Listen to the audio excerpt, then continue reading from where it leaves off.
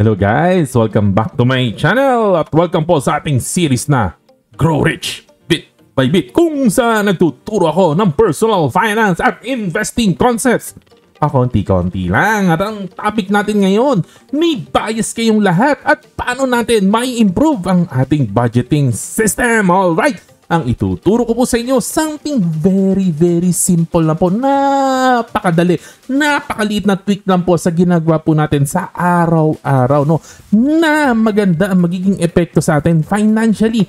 Napakasimple lang at napakaganda ng epekto. Alright! Pero bago ang lahat, i-assume po muna natin, lahat po tayo, ikaw, ako, tayong lahat, meron po tayong budgeting system na. Nagbabudget na po tayo, alam ko po yan, dahil hindi naman po tayo sobra-sobra ang pera. Kaya ka nga nanonood sa akin kasi hindi naman sobra ang yung pera, no?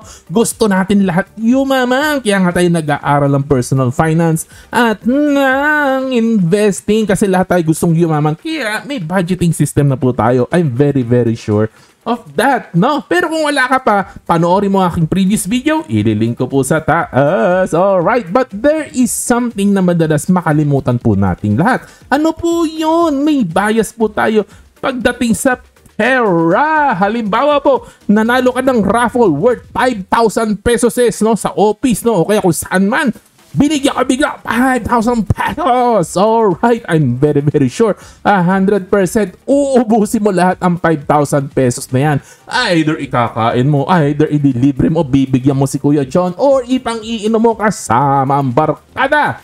Pero regardless kung ano man ang pagkakagastusan mo, I am very sure you will find ways para ubusin mo ang iyong pera at mag-enjoy ka. Alright? This is a very clear bias. Kasi yung sweldo po natin, no, na natatanggap natin, kada kinsenas katapusan, tipid na tipid tayo. Disiplinado tayo. Nilalabas natin yung savings muna. Pay yourself first. Nag-i-invest tayo, etc.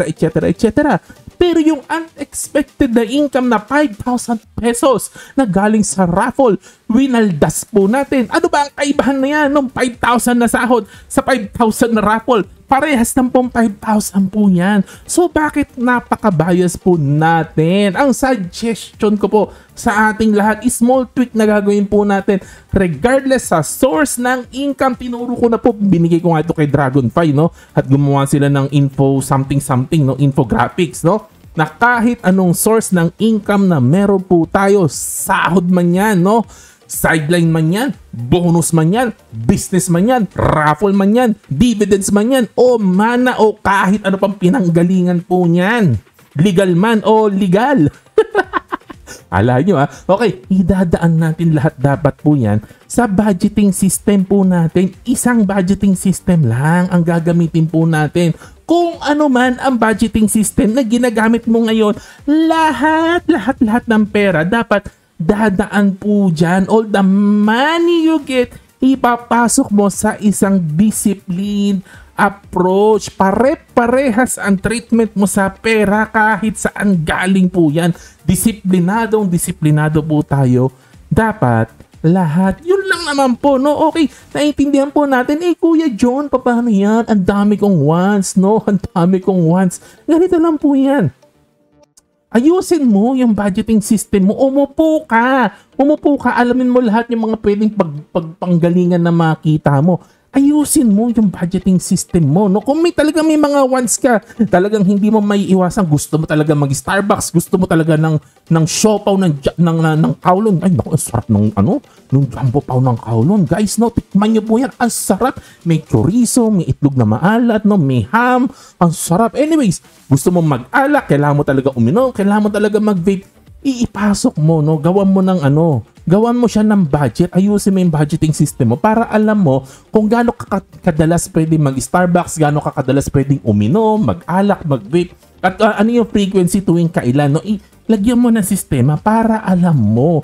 Ipasok mo na sa budgeting system mo yung mga wants mo. Tapos, maggawa ka rin ng hiwalay na account mo, no? Na kung saan nag-iipon ka ng malalaking amount para naman doon sa malalaking wants mo. Kung gusto mo talagang paminsan-minsan, every 3 years, makabili ka ng bagong iPhone, every 5 years, bumili ka ng laptop, every other year, makapag-travel ka, maghiwalay ka rin ng budget doon, mag-ipon ka rin ng hiwalay na para doon.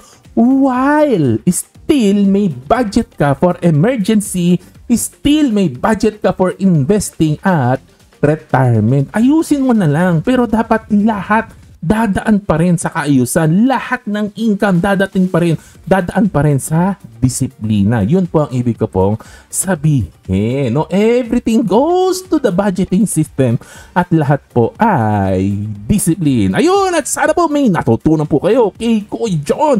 Ang dami-dami po nagtuturo ng personal finance. Ang dami-dami nagtuturo ng investing. Pero isa lang ang masasabi ko, si Kuya John ang pinaka-guwapo sa lahat. Alright, God bless po sa inyo. To God be the glory. Bye-bye.